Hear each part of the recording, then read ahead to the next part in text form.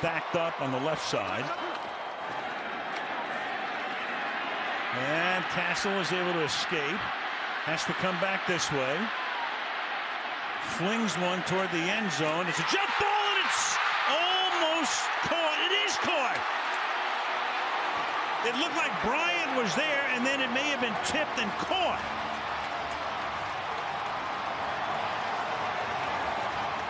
A jump ball. A Hail Mary type pass. And the extra point will tie the game. Let's make sure, number one, it's a catch. There goes Bryant, and he's going to come down.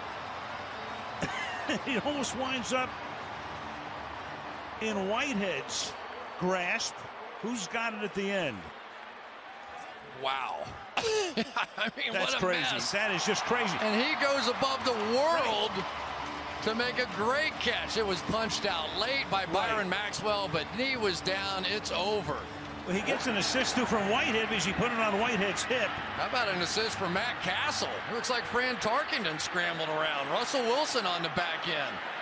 But watch how much higher Unbelievable. Dez Bryant goes to get that rebound.